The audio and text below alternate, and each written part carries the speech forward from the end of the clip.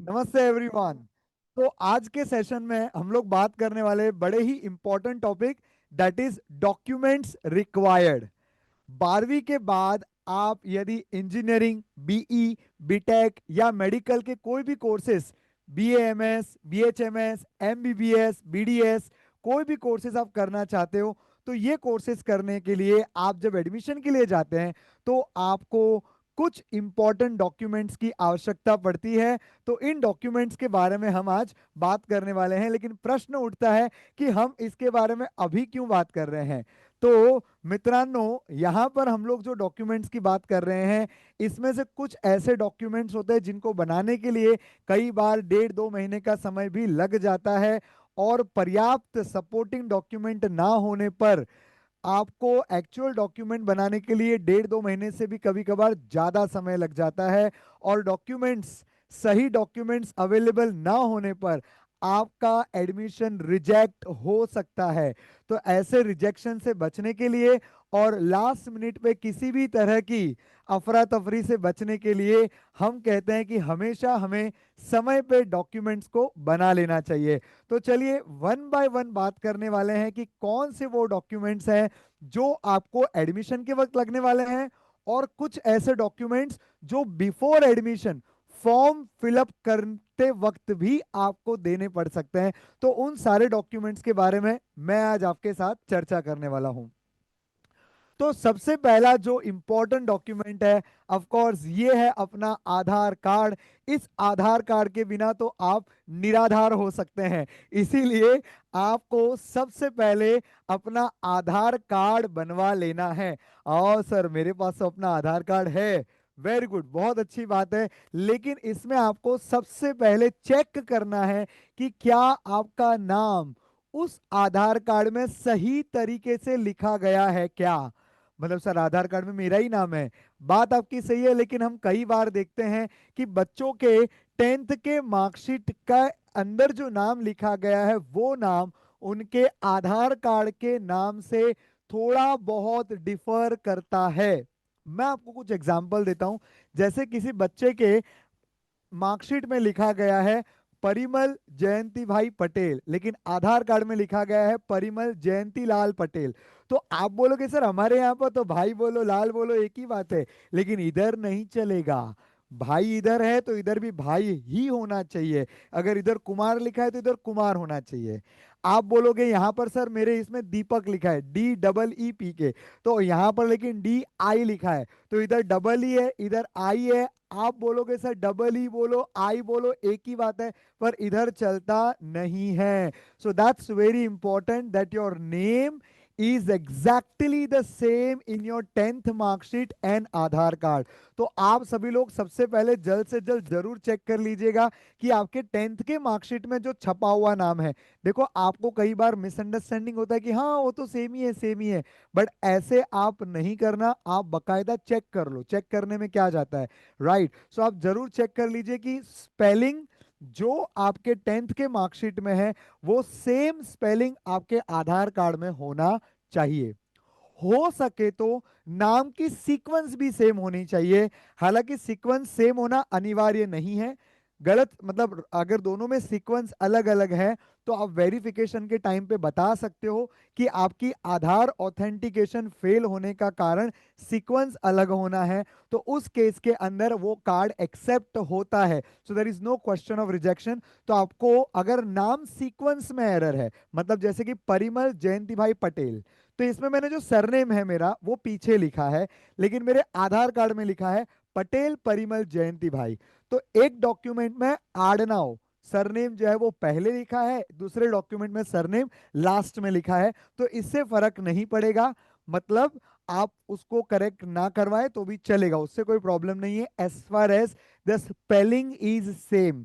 तो जो English spelling है उसको बराबर से चेक कर लीजिए, दोनों ही डॉक्यूमेंट में सेम होना चाहिए।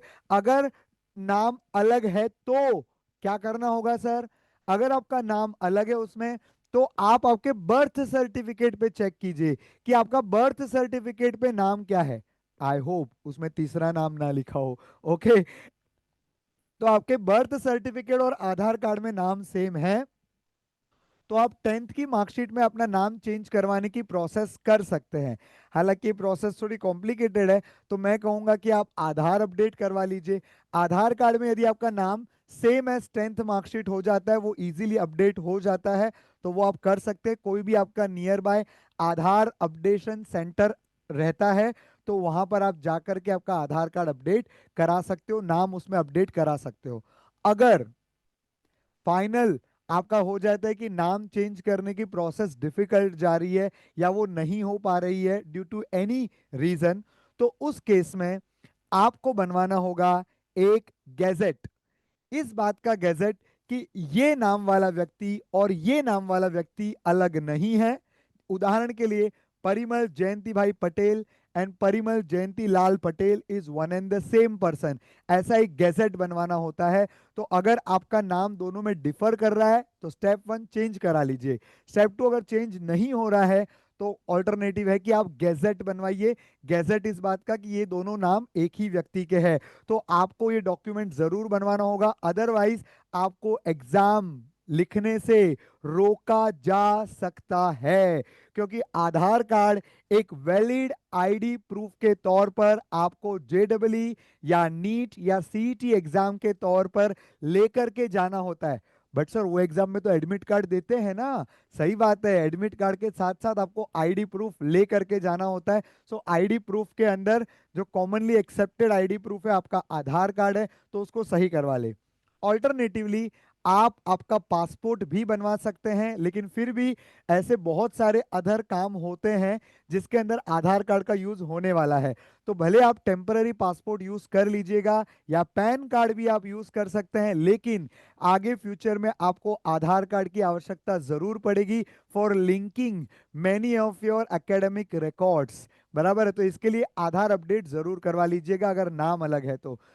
बच्चों, साथ में मैं आपको कहूंगा कि आधार कार्ड में कुछ और महत्वपूर्ण जानकारी है जिसको आप मैच करना ना भूले।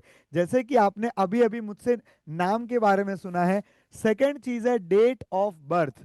डेट ऑफ बर्थ भी जो है वो आपका जो आपका बर्थ सर्टिफिकेट है, वो आपका जो लिविंग सर्टिफिकेट आपको 10th में मिला था उसमें और आधार कार्ड में, तीनों में आपकी बर्थ डेट सेम होनी चाहिए। यदि आपका बर्थ सर्टिफिकेट का डेट और आधार कार्ड का डेट ऑफ बर्थ अलग है तो नहीं चलेगा, उसको भी वो सेम होना अनिवार्य है। तो ये भी जरूर चेक कर लीजिएगा कि आपका डेट ऑफ बर्थ सही है या नहीं।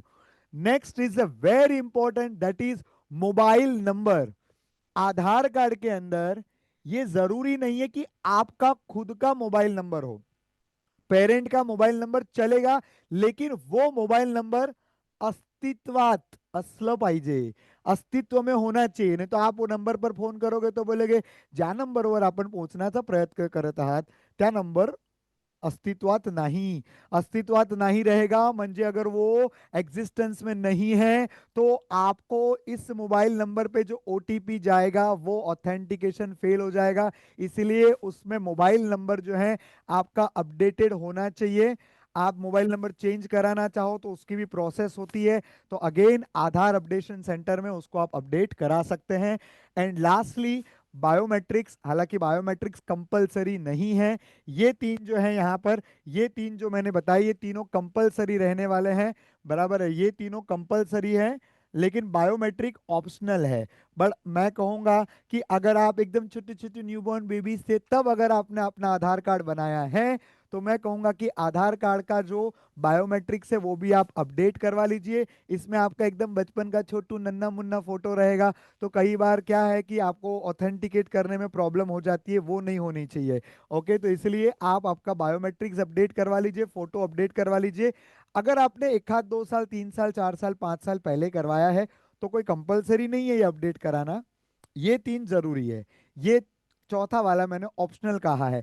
लेकिन अगर पिछले 10-12 सालों में आपने अगर बायोमेट्रिक्स अपडेट नहीं कराया है तो सिंपली घर बैठे ऑनलाइन भी बायोमेट्रिक्स अपडेट होते हैं, लेकिन आप नियर बाय आधार सेंटर जाकर के आपका बायोमेट्रिक्स अपडेट करा लीजिए। ये सबसे सिंपलेस्ट प्रोसेस है।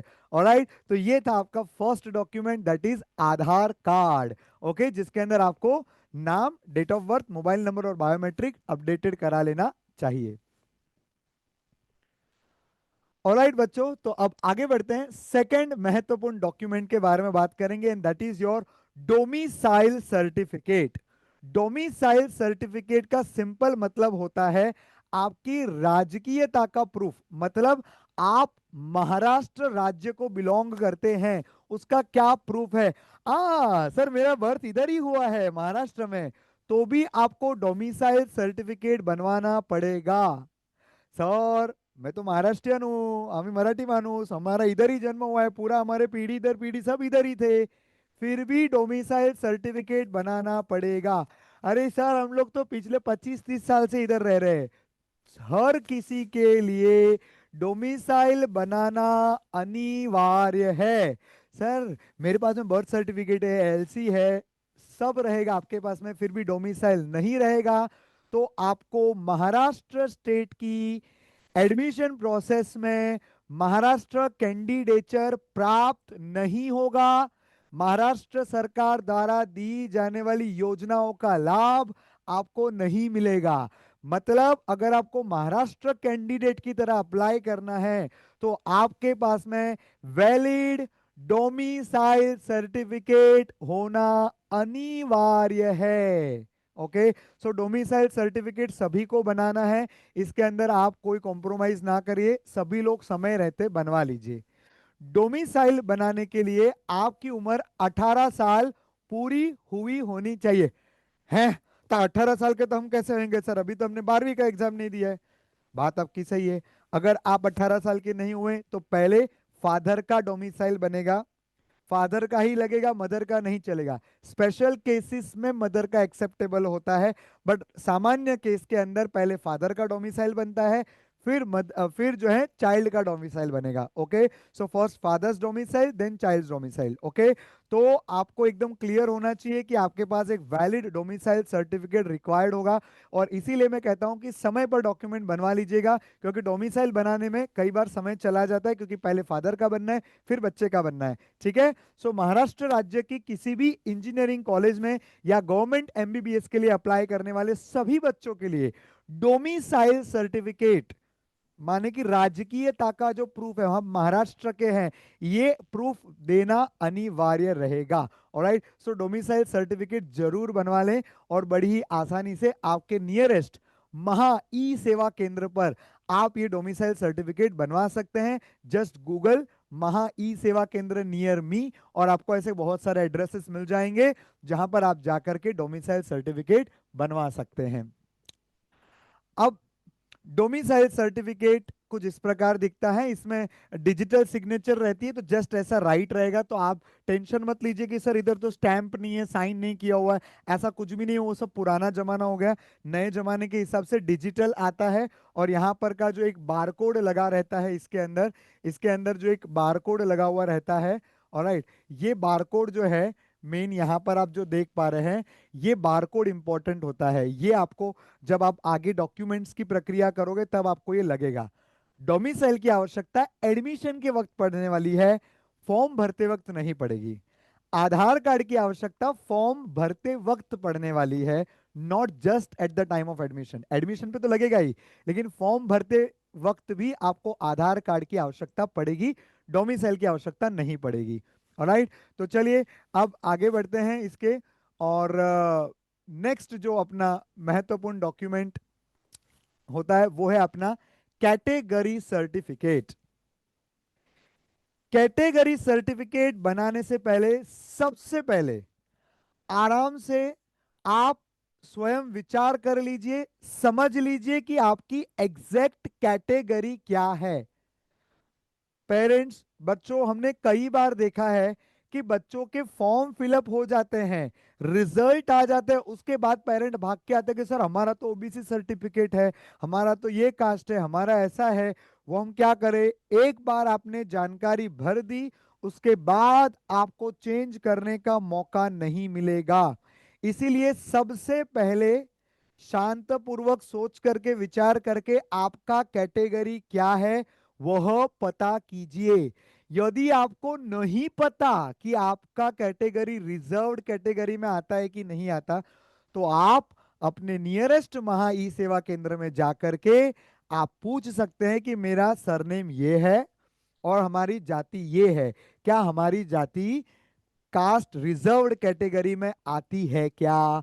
आप उनसे पूछ सकते हैं, वो आपको इसका उत्तर जरूर देंगे।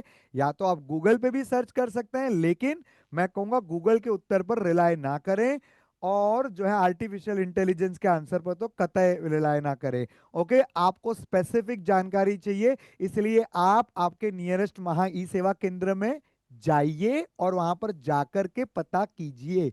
ऑलराइट, सो अब कैटेगरी की अगर हम लोग बात करें तो कैटेगरी के अंदर सबसे पहले जो कैटेगरी आती है वो है आपकी जनरल कैटेगरी, यानी कि ओपन या अनरिजर्व्ड कैटेगरी, मतलब जिसको किसी प्रकार का कोई रिजर्वेशन प्राप्त नहीं हुआ है कॉन्स्टिट्यूशन के द्वारा, उसको हम कहेंगे अनरिजर्व्ड या जनरल या ओपन। ये तीनों एक ही शब्द है।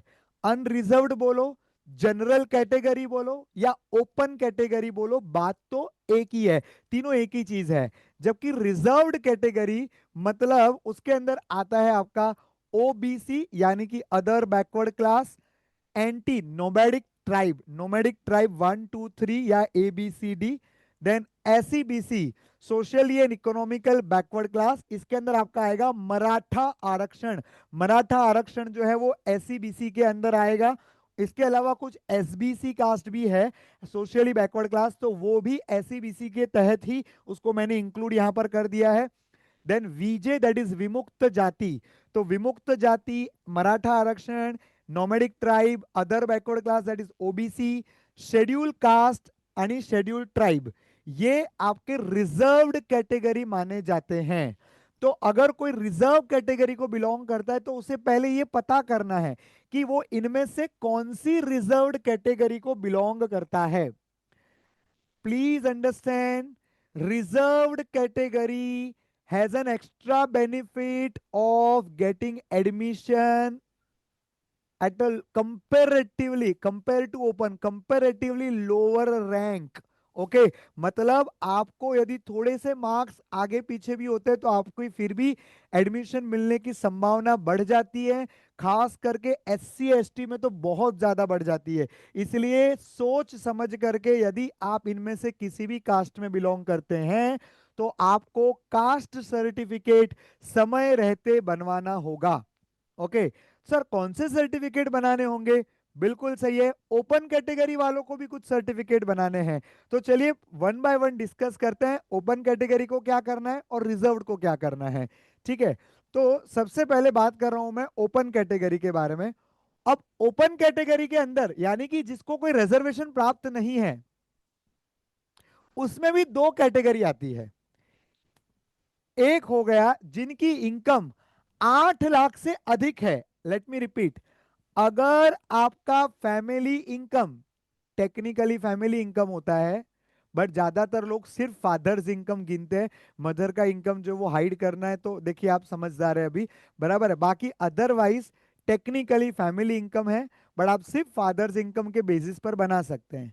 तो सर ऐसा खाली मदर्स इनकम के बेसिस पे नहीं बना सकते। मदर्स इनकम लेकर के जाओगे तो पूछेगा फादर्स इनकम किधर है। स्पेशल केसेस की बात अलग हो गई, बट अदरवाइज अगर मान लीजिए फादर हयात है, जीवित है, उपस्थित है, और उनकी जो है बैंक बैलेंस और उसके अंदर सब चीजें रिफ्लेक्ट होती है, तो सीधा पैन नंबर से ट्रेस हो सकता है। इसीलिए आपको वहां पर जो है चौकन्ना रहना, आप वहां पर ब्लफिंग नहीं कर सकते। फादर इनकम खाली लिया तो फिर भी क्या होता है कि उसका कोई ज्यादा बैक चेकिंग नहीं होता है, वो एक्सेप्ट हो जाता है, आप प्रयास कर सकते हैं। बाकी technically it is a family income. Okay, तो अगर आपका फैमिली की वार्षिक इनकम 8 लाख से अधिक है, फादर का इनकम 8 लाख सालाना, साल भर का इनकम 8 लाख, महीने का नहीं बोल रहा हूं, साल का बोल रहा हूं, साल का 8 लाख से अधिक इनकम है, तो आपको कुछ नहीं बनाना है, आप जनरल कैटेगरी में, प्योर जनरल कैटेगरी आपका हो गया, प्योर जनरल। इसमें गवर्नमेंट के कोई बेनिफिट्स नहीं है, ना रिजर्वेशन मिलेगा, ना आपको फीस डिस्काउंट है, जो भी है वो एज इट इज है, इसमें कोई डिस्काउंट नहीं होता। लेकिन अगर आपका फैमिली इनकम 8 लाख से कम है, income below 8 lakh, very very important documents they will have to make, please be careful. अगर फादर का इनकम ऑन पेपर 8 लाख से कम है, सर ऑन पेपर इनकम कहां से मिलेगा? उनके आईटीआर से मिलेगा, जो उन्होंने इनकम टैक्स रिटर्न भरा रहेगा उससे मिलेगा। सर आईटीआर भरा ही नहीं रहेगा तो आप जहां पर ये डॉक्यूमेंट बनने हैं, कहां पर बनने हैं? महा ई सेवा केंद्र। जैसे मैंने पहले भी कहा, आप अपना गूगल कीजिए, महा ई सेवा केंद्र नियर मी आपको मिल जाएंगे। वहां पर वो लोग आपको बताएंगे कि आपके इनकम के लिए आपको क्या क्या सपोर्टिंग डॉक्यूमेंट लाने हैं। ठीक है, तो यदि इनकम 8 लाख से कम है तो उन्हें ये तीनों या तीन में से एटलीस्ट एक सर्टिफिकेट बनवाना पड़ेगा। सबसे पहला सर्टिफिकेट है income certificate. Income certificate is going to be the most essential. इसमें किसी प्रकार का कोई डिस्काउंटिंग नहीं है। अगर आपकी इनकम 8 लाख से कम है तो ये मैं कैसे मान लूं? आपको इसके लिए इनकम सर्टिफिकेट बनवाना पड़ेगा। इसे कहते हैं वार्षिक उत्पन्नाचा दाखला। वार्षिक उत्पन्नाचा दाखला म्हणजे आप एक साल में कितने पैसे कमा रहे हैं उसका प्रूफ दीजिए। हाँ तो सर मैं आईटीआर दे सकता हूं ना? नहीं, आईटीआर के बेसिस पर आप ये बनवा सकते हो, पर बनवाना आपको सर्टिफिकेट पड़ेगा। ये सर्टिफिकेट तहसीलदार बनाता है। तो सर हमें तहसीलदार ऑफिस जाना है, महा ई सेवा केंद्र में जाना है, आपले सरकार केंद्र पे जाना है, ऐसा कुछ भी आप सर्च कीजिए आपको मिल जाएगा। वहां पर आपको देना है, वो बनवा करके लाएंगे। ठीक है, तो इनकम सर्टिफिकेट जो है, इनकम सर्टिफिकेट जो है वो कंपलसरी डॉक्यूमेंट रहेगा। कंपलसरी डॉक्यूमेंट रहेगा। और ये इनकम सर्टिफिकेट आपको 2 बार बनवाना पड़ेगा। आई रिपीट, इनकम सर्टिफिकेट 2 बार बनवाना पड़ेगा। एक आपको अभी बनवाना है, जो अभी आप डॉक्यूमेंट बनवाओगे वो पिछले फाइनेंशियल ईयर का, बराबर पिछले अप्रैल 1 से लेकर के 31 मार्च तक आपने जो कमाया पिछले साल, पिछले फाइनेंशियल ईयर में, उसके आईटीआर के आधार पर आपको इनकम सर्टिफिकेट बनवा के मिलेगा, जो आपको फॉर्म भरते वक्त रिक्वायर्ड होता है। फॉर्म भरते वक्त रिक्वायर्ड होता है, दैट इज इनकम सर्टिफिकेट। इसके बाद जो इनकम सर्टिफिकेट आप बनवाओगे उसकी वैलिडिटी केवल अगले 31 मार्च तक रहेगी। मतलब ये 31 मार्च को वो एक्सपायर हो जाएगा। तो सर मैंने फरवरी में बनवाया, तो फरवरी छोड़ो, आपने 30 मार्च को बनवाया तो भी 31 मार्च को एक्सपायर होएगा। उसकी वैलिडिटी केवल ऑन गोइंग फाइनेंशियल ईयर के लिए लागू रहेगी। पिछले फाइनेंशियल ईयर में आपने 8 लाख से कम इनकम आपकी हुई थी, उसका प्रूफ आप बनवा लीजिए, जो 31 मार्च तक वैलिड रहेगा। अब ऑब्वियसली आपकी एडमिशन प्रोसेस तो 31 मार्च के बाद होने वाली है। जनरली आपकी एडमिशन प्रोसेस मई जून के आसपास शुरू होती है।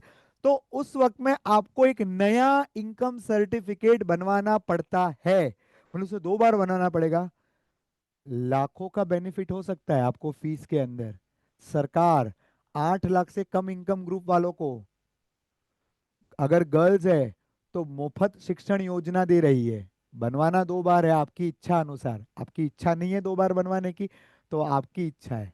बराबर है। बाकी गर्ल्स को ऑलमोस्ट 100% फी वेवर मिल जाता है, जबकि बॉयज को 50% तक का फी वेवर मिलता है। इसीलिए मैं कहता हूं कि यदि आपकी इनकम 8 लाख के नीचे है तो आप फीस बेनिफिट अगर सरकार की ओर से चाहते हैं तो आपके पास पहले तो आप इस सरकार, इस राज्य के हो, माने कि डोमिसाइल सर्टिफिकेट कंपलसरी, और क्योंकि आप महाराष्ट्र के हो और आपकी इनकम 8 लाख के नीचे है तो सरकार आपके बिहाफ पे आपकी फीस पे करती है। लीजिए, चाहे वो ओपन कैटेगरी हो चाहे रिजर्व्ड कैटेगरी हो, हर कैटेगरी के बच्चे के लिए, भले ही वो ओपन कैटेगरी का क्यों ना हो, यदि उनकी आर्थिक स्थिति 8 लाख से कम की रहती है तो सरकार आपको मदद करेगी। और इसके लिए आपको केवल बनवाना क्या है? Income certificate, that's it. So income certificate जरूर बनवाइए, 2 बार बनवाना पड़ेगा।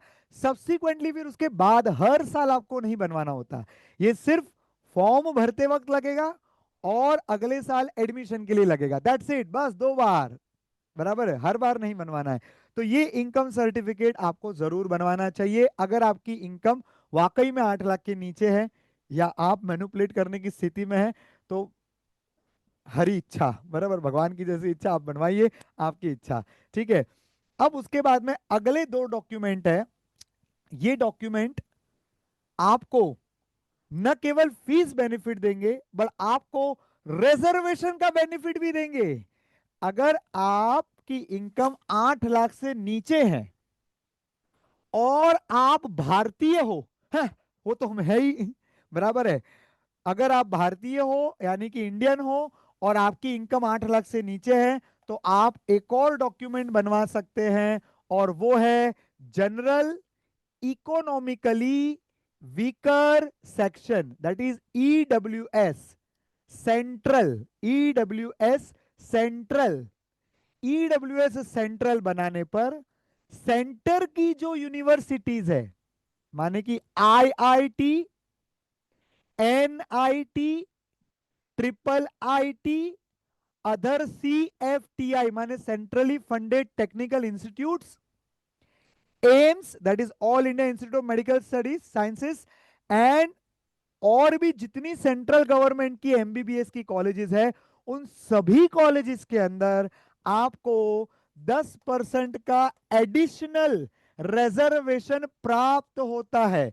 जो रिजर्वेशन आज तक केवल ओबीसी एससी एसटी कैटेगरी को मिलता था, वो अब ओपन कैटेगरी के 8 लाख से कम इनकम वाले बच्चों के लिए भी सरकार ने ये रिजर्वेशन लागू किया है। लेकिन रिजर्वेशन का लाभ लेने के लिए आपके पास जनरल ईडब्ल्यूएस होना चाहिए।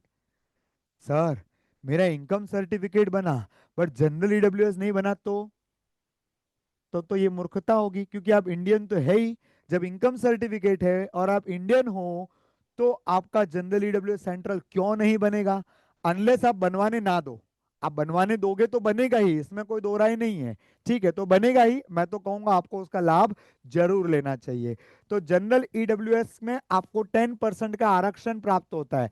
अगर कल को आप जनरल ईडब्ल्यूएस नहीं बनवा पाते, बराबर है, कहीं भी आपने आलस कर दी या आपको आपकी इच्छा है कि नहीं मेरे को नहीं चाहिए गवर्नमेंट का रिजर्वेशन, मेरे को नहीं चाहिए, नहीं चाहिए तो मत लो, बराबर है। आपको फीस बेनिफिट फिर भी मिलेगा इनकम सर्टिफिकेट के आधार पर। बट जनरल ईडब्ल्यूएस रहेगा तो आपको फीस बेनिफिट तो मिलेगा ही, प्लस 10% का आपको आरक्षण भी प्राप्त होता है। ऑलराइट, तो ये हो गई सेंट्रल के लिए। ओके, सेंट्रल का मतलब क्या हो गया? IIT, NIT, triple IT and other centrally funded technical institute, AIIMS, JIPMER, AFMC इत्यादि। ठीक है, एमबीबीएस के लिए, बीडीएस के लिए भी है, बीएमएस के लिए भी है, सभी के लिए। और तीसरा जो है, ये तीसरा बड़ा डिफिकल्ट टू मेक डॉक्यूमेंट है, जनरल ईडब्ल्यूएस स्टेट। देखिए पेरेंट्स, बच्चों, जनरल ईडब्ल्यूएस स्टेट अलग होता है, सेंट्रल अलग होता है। सेंट्रल बनाना आसान है क्योंकि अब भारतीय तो है ही, लेकिन आपको स्टेट का ईडब्ल्यूएस सर्टिफिकेट तो ही मिलता है जब आप ये प्रमाणित करें कि आप 1967 से यहां पर रह रहे हैं, मतलब महाराष्ट्र में।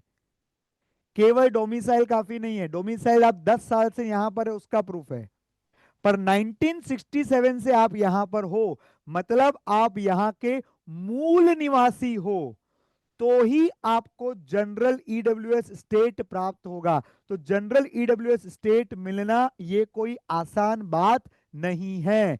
जनरल ईडब्ल्यूएस स्टेट अगर आपको मिलता है तो आपको सेंट्रल की कॉलेजेस में तो जैसे आपको आरक्षण मिल ही रहा था सेंट्रल ईडब्ल्यूएस पे, वैसे स्टेट ईडब्ल्यूएस बनवाने पर आपको स्टेट की कॉलेजेस में भी, जैसे कि विजेटीआई, एसपीआईटी, डीजे सांघवी, थर्डोमल, जितनी भी आपकी मुंबई की बेस्ट इंजीनियरिंग कॉलेजेस है वो, और पूरे महाराष्ट्र में जितनी भी एमबीबीएस, बीएएमएस, बीएचएमएस, बीडीएस, जितने भी कोर्सेज मेडिकल के हो, फार्मेसी के हो, अन्य किसी भी करियर के हो, आपको सभी में 10% का एडिशनल आरक्षण प्राप्त हो जाएगा। तो सर ये नहीं बना तो हम तो 1967 से नहीं रहते। नहीं बना तो नहीं बनाओ, और का। अगर नहीं बन रहा है तो उसको कोई जबरदस्ती नहीं है। आपका इनकम सर्टिफिकेट बनेगा तो कम से कम फीस बेनिफिट तो मिलेगा। फीस बेनिफिट के साथ आरक्षण मिल जाए तो that will be cherry on the cake. भले चेरी ना मिले, केक तो मिले बराबर है। तो आप इनकम सर्टिफिकेट जरूर बनवाइए। अगर आपकी इनकम 8 लाख के बिलो है, इनकम सर्टिफिकेट जरूर बनवाइए। जनरल ईडब्ल्यूएस सेंट्रल अगर भारतीय है तो बन ही जाएगा, और अगर आप महाराष्ट्र के मूल निवासी है तो ये भी बनेगा, और मूल निवासी नहीं है तो स्टेट ईडब्ल्यूएस नहीं बनेगा। एमएचटी सीईटी एग्जाम के लिए एमएचटी सीईटी एग्जाम के लिए आपको स्टेट का ईडब्ल्यूएस लगता है, जबकि जेई की एग्जाम के थ्रू एडमिशन लेने के लिए आपको सेंट्रल ईडब्ल्यूएस लगता है। नीट की एग्जाम में अगर आप महाराष्ट्र के बाहर एडमिशन लेना चाहते हो तो जनरल ईडब्ल्यूएस सेंट्रल लागू रहेगा, और यदि आप नीट के स्कोर के बेसिस पर महाराष्ट्र में एडमिशन ले रहे हो तो जनरल ईडब्ल्यूएस स्टेट लागू रहेगा। ठीक है, तो सर हमें कौन सा बनवाना है? प्रयास करें दोनों बनवाएं। यदि दूसरा वाला नहीं बन सकता तो कोई प्रॉब्लम नहीं है, आप ऐसा अप्लाई कर सकते हो, सेंटर में ईडब्ल्यूएस और स्टेट में जनरल कैटेगरी, मतलब ये वाला जनरल कैटेगरी आप अप्लाई कर सकते हो। और हाँ, इनकम सर्टिफिकेट कम, मतलब कम इनकम है बट ईडब्ल्यूएस नहीं है, ऐसा सिलेक्ट करने का ऑप्शन आपको मिल जाएगा। ठीक है, सो ये जरूरी नहीं है कि तीनों बने। पहला डॉक्यूमेंट कंपलसरी है, दूसरा पहला बनेगा तो दूसरा अपने आप बनेगा, तीसरा अगर बनता है तो ठीक है, नहीं तो जैसी राम जी की इच्छा, बराबर है। तो ये मैंने आपको बता दिया 8 लाख के बिलो इनकम वाले को कौन कौन से डॉक्यूमेंट बनवाने हैं। और मैं फिर से दोहरा दूं, इनकम सर्टिफिकेट के साथ साथ ईडब्ल्यूएस भी आपको 2 बार बनवाना पड़ सकता है, क्योंकि इसकी भी वैलिडिटी केवल 31 मार्च तक की ही रहती है, बराबर है। डॉक्यूमेंट्स बनाने में थोड़ी दौड़धाम लगेगी, 200-400-500 रुपए आपको खर्च करने पड़ सकते हैं।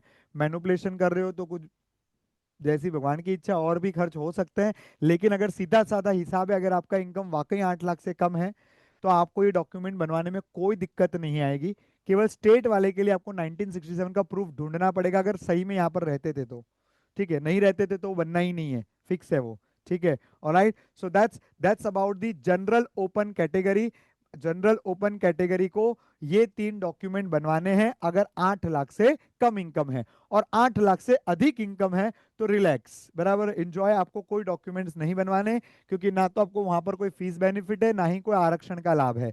ठीक है, so above 8 lakh there is no question. Those who are bank employees और गवर्नमेंट एम्प्लॉइज जिनकी ऑफिशियल इनकम वहां पर दिखती है, बैंक में रिफ्लेक्ट होती है, उनके लिए ये बनाना वैसे भी मुश्किल हो जाएगा अगर 8 लाख से अबोव है तो। ठीक है, तो वो केस में वो एक प्रॉपर जनरल ओपन कैटेगरी की तरह ही उनको अप्लाई करना रहेगा।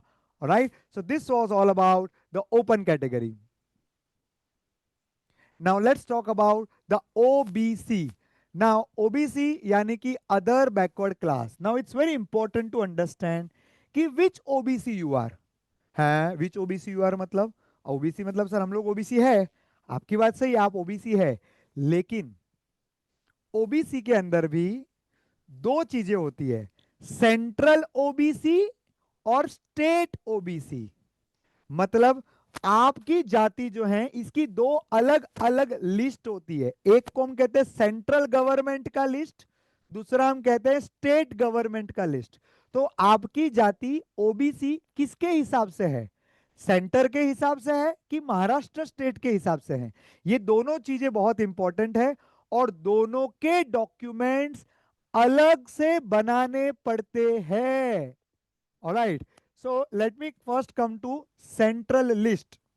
यदि आप ओबीसी सेंट्रल लिस्ट में बिलोंग करते हैं तो इसका फायदा आपको IIT, NIT, triple IT, AIIMS, JIPMER, बराबर, इस तरह की जो भी नेशनल लेवल की सेंट्रल गवर्नमेंट की जो कॉलेजेस है, सेंट्रल गवर्नमेंट की कॉलेजेस और सेंट्रल गवर्नमेंट की जो नौकरियां निकलती है, उसके लिए आपको सेंटर का ओबीसी सर्टिफिकेट लगेगा। देखिए, ऐसा हो सकता है कि मैं ओबीसी हूं, सेंटर की लिस्ट में हूं, पर स्टेट की लिस्ट में नहीं हूं। ऐसा भी हो सकता है मेरे स्टेट वाले मुझे ओबीसी मानते हैं बट सेंट्रल गवर्नमेंट मेरे को ओबीसी नहीं मानता है, इट इज पॉसिबल। तो ओबीसी के लिए 2 अलग अलग सूचियां होती हैं, 2 अलग अलग लिस्ट होती है। तो आपको पहले यह देखना होगा कि आपकी जाति सेंट्रल के ओबीसी में आती है या स्टेट के ओबीसी में आती है, ठीक है, या दोनों में आती है। दोनों में आती है तो दोनों के सर्टिफिकेट बनेंगे, केवल सेंटर में आती है तो सेंटर के सर्टिफिकेट बनेंगे, केवल स्टेट में आती है तो स्टेट के सर्टिफिकेट बनेंगे। अब स्टेट की जब मैं बात करता हूं तो कई बार लोगों को मिसकंसेप्शन होता है, जैसे कि मान लीजिए मेरा नेटिव गुजरात में है। अब गुजरात के अंदर मान लेते हैं कि मेरी जाति को ओबीसी माना गया है और मेरे पास वहां का ओबीसी सर्टिफिकेट भी है, पर यह सर्टिफिकेट यहां पर किसी भी काम का नहीं होगा। दूसरे स्टेट का ओबीसी महाराष्ट्र स्टेट के अंदर लागू नहीं है। दूसरे किसी भी स्टेट का, यूपी का, बिहार का, बंगाल का, उड़ीसा का, गुजरात का, महाराष्ट्र के बाहर का ओबीसी उस स्टेट में लागू है। महाराष्ट्र स्टेट में दूसरे स्टेट के ओबीसी का कोई काम नहीं है। ना ही वो स्टेट का जो ओबीसी सर्टिफिकेट आपको सेंटर में कोई मदद करेगा। सेंटर में भी इसका कोई लाभ नहीं मिलेगा, सेंटर के अंदर भी आप उसका लाभ नहीं ले सकते हो, केवल उस स्टेट के लिए लागू है वो। बट सर हमारा उस स्टेट में भी है और सेंटर में भी है, तो हाँ सेंटर में है तो मिलेगा, सेंटर में नहीं है, केवल उस स्टेट में। मान लीजिए मेरा सिर्फ गुजरात के लिस्ट के अंदर मैं ओबीसी में हूँ बट सेंटर के लिस्ट में नहीं हूँ, तो मेरे को गुजरात की कॉलेजेस में बेनिफिट मिल सकता है, यहाँ की कॉलेजेस में नहीं। बट गुजरात की स्टेट का अगर मेरे को बेनिफिट लेना भी होता तो मेरी एग्जाम गुजरात स्टेट से दी होनी चाहिए थी, जो नहीं होगा क्योंकि मैं अगर यहीं पर पला बड़ा हूँ, यहीं मेरी पढ़ाई हुई है, तो उस स्टेट के सर्टिफिकेट आप भूल जाइए, वो किसी काम का नहीं है। ठीक है। हाँ, यदि आपकी जाति, कई बार ऐसा होता है कि कुछ जातियां जो दूसरे स्टेट में ओबीसी में है, उनको इस स्टेट में भी ओबीसी का दर्जा प्राप्त है, तो ऐसे बच्चों को जरूर आइडेंटिफाई करना चाहिए। अब महा ई सेवा केंद्र जाइए, आपले सरकार केंद्र में जाइए, गूगल पे सर्च कीजिए, आपकी जाति के बारे में पता कीजिए कि क्या आपकी जाति को महाराष्ट्र स्टेट में ओबीसी का दर्जा प्राप्त है क्या। यदि ओबीसी दर्जा प्राप्त है इस स्टेट में, तो आपको महाराष्ट्र स्टेट के लिए भी डॉक्यूमेंट बनवाने का अधिकार प्राप्त है और जरूर बनवाइए। तो आपको महाराष्ट्र की जो कॉलेजेस है, महाराष्ट्र में एमबीबीएस की गवर्नमेंट कॉलेजेस या इंजीनियरिंग कॉलेजेस है, उसका आपको बेनिफिट मिलेगा। बराबर है। तो ये आप जरूर कीजिए। और जो ओबीसी में रहते हैं उनको 3 डॉक्यूमेंट कुल मिलाकर के बनवाने होते हैं। पहला है कैटेगरी सर्टिफिकेट, माने आप ओबीसी हो उसका प्रमाण पत्र।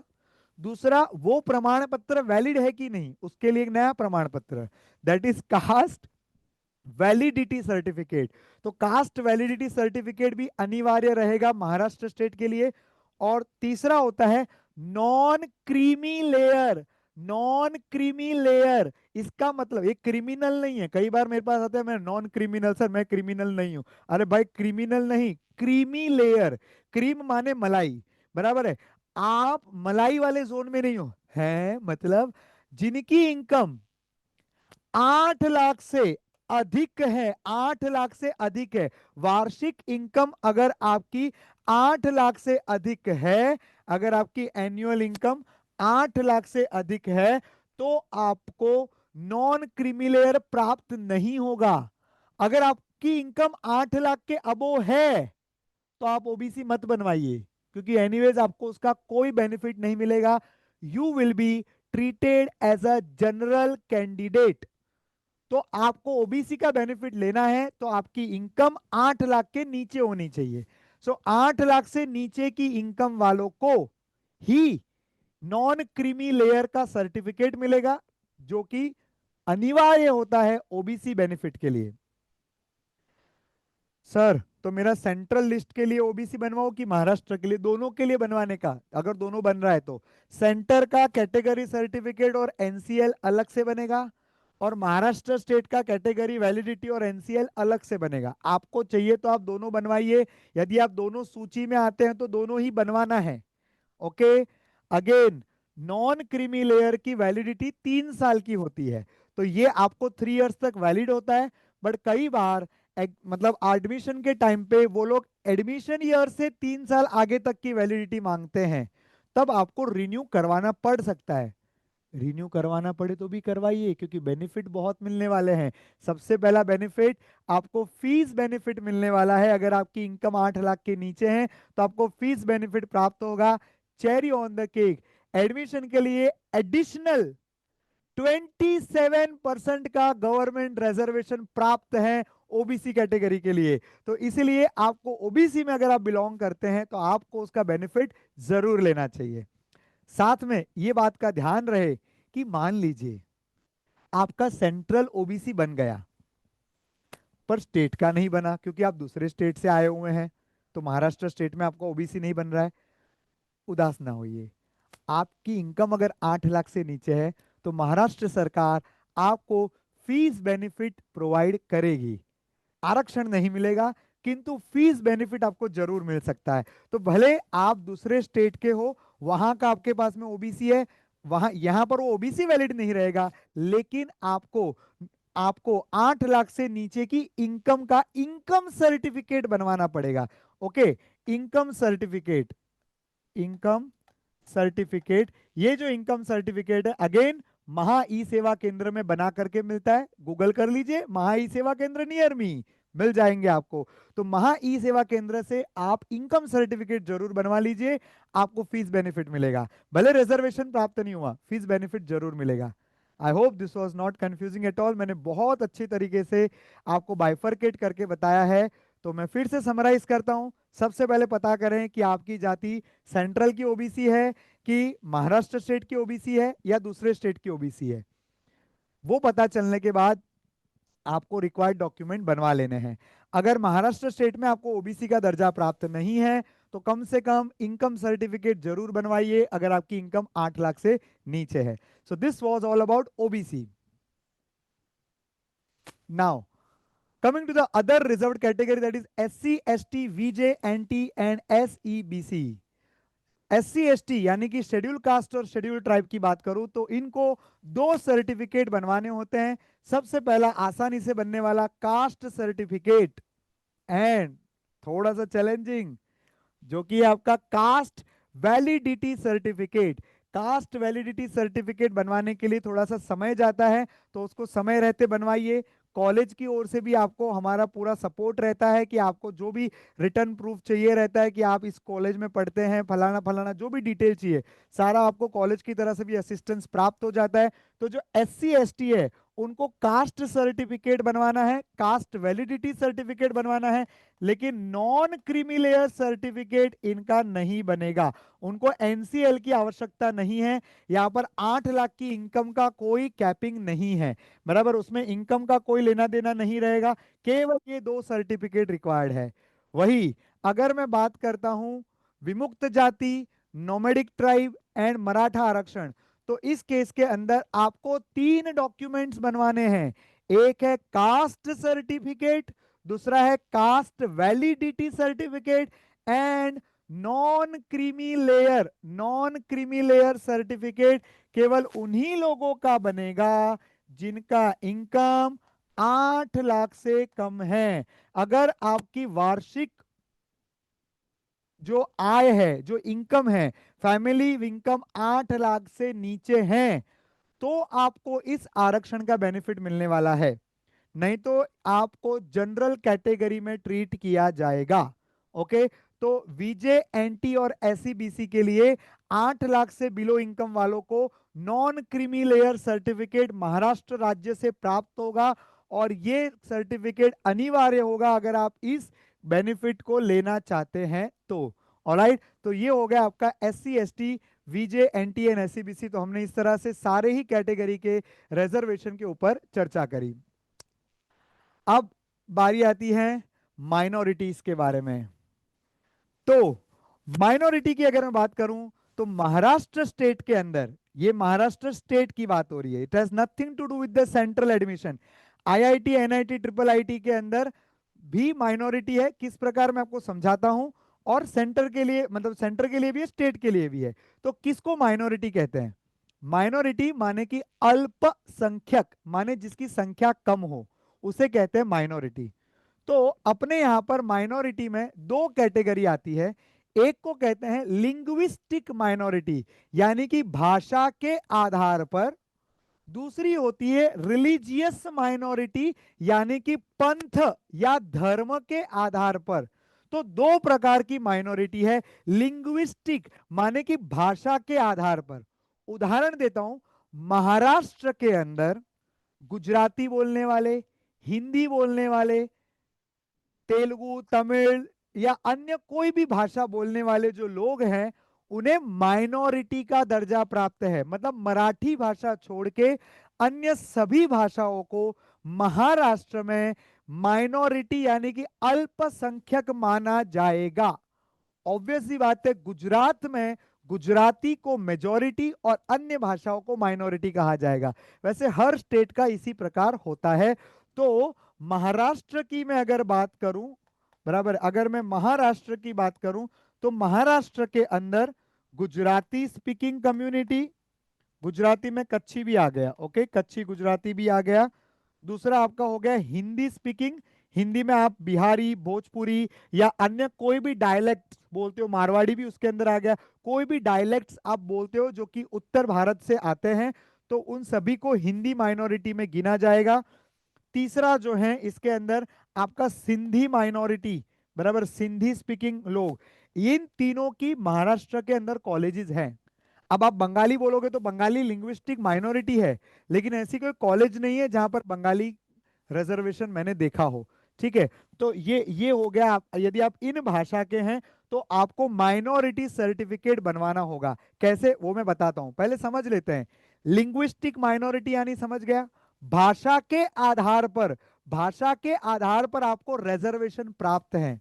उदाहरण के लिए DJ Sanghvi college, DJ Sanghvi college 50% minority seat for Gujarati speaking people. KJ Somaiya 50% seats for Gujarati speaking. Universal college 50% Gujarati speaking. Alright, KC college 50% Sindhi speaking.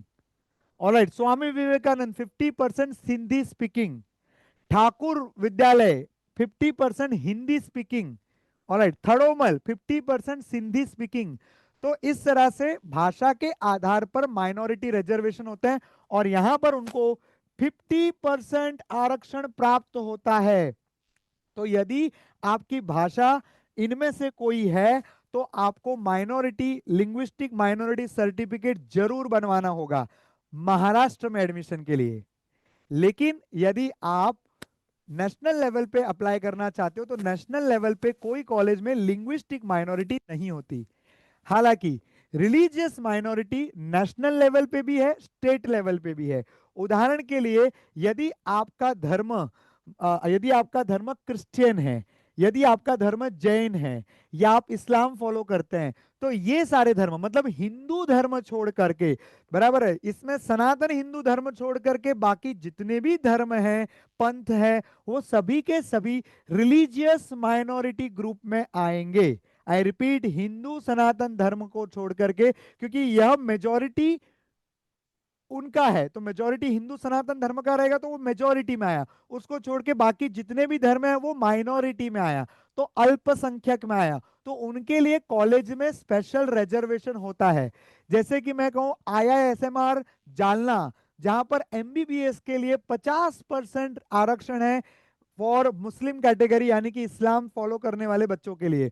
उसी तरह से Saint Francis college, father Agnel college, यहां पर क्रिश्चियन माइनॉरिटी होती है। सेंट जेवियर्स कॉलेज, तो Christian minority, धर्म के आधार पर दी जाने वाली जो सुविधा है वो रिलीजियस माइनॉरिटी में आती है। Okay, so I hope both things are clear. Sir, sir मैं गुजराती भी हूँ और वो भी मुस्लिम हूँ, मतलब मैं गुजराती भी बोलता हूँ और मेरा रिलीजन भी मुस्लिम है, तो आपको दोनों माइनॉरिटी का बेनिफिट मिल सकता है। मतलब लिंग्विस्टिक माइनॉरिटी के लिए भी आप एलिजिबल हैं और रिलीजियस माइनॉरिटी के लिए भी आप एलिजिबल है। और इसके अलावा बौद्ध धर्म आप फॉलो करते हैं तो बौद्ध धर्म, जो बुद्धिस्ट है, वो भी इसके अंदर रिलीजियस माइनॉरिटी का बेनिफिट ले सकते हैं। ऑलराइट, और अगर रिलीजियन के साथ साथ लिंग्विस्टिक माइनॉरिटी का बेनिफिट भी है तो वो भी ले सकते हैं। तो दोनों में से कोई एक भी हो सकता है, दोनों भी हो सकते हैं, बराबर है। लेकिन सर मैं हिंदू हूं, मैं मराठी हूं, तो देखो मराठी है तो महाराष्ट्र में तो लिंग्विस्टिक माइनॉरिटी नहीं मिलेगा। At the same time Hindu category में अगर आप आते हो तो आपको रिलीजियस माइनॉरिटी का बेनिफिट नहीं मिलने वाला। Okay, so this is about the minority reservation. But sir हम माइनॉरिटी में बिलोंग करते हैं, इसका प्रमाण कैसे दे? तो इसका प्रमाण दो चीजों से दिया जाएगा। पहला है आपका स्कूल लिविंग सर्टिफिकेट, माने कि आपके 12वीं की जो हाई स्कूल का जो लिविंग सर्टिफिकेट है, इनफैक्ट 10th पे भी रहा हो, लेकिन हमेशा याद रखो 10th का लिविंग सर्टिफिकेट आपने कॉलेज को दे दिया, अब कॉलेज आपको 10th का लिविंग नहीं देगा, ट्वेल्थ का लिविंग सर्टिफिकेट देगा। तो ट्वेल्थ का जो लिविंग सर्टिफिकेट होता है उसमें रिलीजन जहां पर लिखा रहता है, यानी कि धर्म या पंथ जहां पर लिखा रहता है, वहां पर मेंशन किया होता है कि आप कौन सा जो है पंथ या धर्म फॉलो करते हैं, वो उसमें लिखा रहेगा। ठीक है, सो लिविंग सर्टिफिकेट पे लिखा होना चाहिए। आप बोलेंगे सर मैं जैन हूं लेकिन मेरे सर्टिफिकेट पे नहीं लिखा है, नहीं चलेगा। सर्टिफिकेट पे लिखा होना चाहिए, एलसी में लिखा होना चाहिए। और 12वीं के कॉलेज वालों ये आपको एलसी में धर्म तब भी लिख के देंगे जब आपके 10वीं वाले ने उसमें धर्म लिख के दिया है। जैसे हमारे पास कुछ बच्चे आते हैं, बोलते हैं कि सर हमारा क्रिश्चियन धर्म है लेकिन हमको लिख करके नहीं दिया था 10वीं वालों ने। तो 12वीं वाले कॉलेज वालों को आप बोलो ना वो करके देवे, वो नहीं करके देंगे। आप 10वीं वाले एलसी में पहले चेंज करवा के लाओ, स्कूल से लिखवा के लाओ, तो आपको कॉलेज जो है एलसी में आपका धर्म लिख करके देगा, नहीं तो नहीं देगा। सो लिविंग सर्टिफिकेट पे धर्म लिखा होना चाहिए। और साथ में मैं एंड बोल रहा हूं, और नहीं बोल रहा हूं, ठीक है, और नहीं बोल रहा हूं, एंड कंपलसरी है। आपको एक एफिडेविट बनवाना पड़ता है। ये एफिडेविट का फॉर्मेट आपका इंफॉर्मेशन ब्रोशर में अवेलेबल रहता है, जो आपको एडमिशन के वक्त बनवाना है। अभी इनमें से कुछ भी नहीं बनवाना है। Minority benefits are to be taken at the time of admission, not at the time of form filling.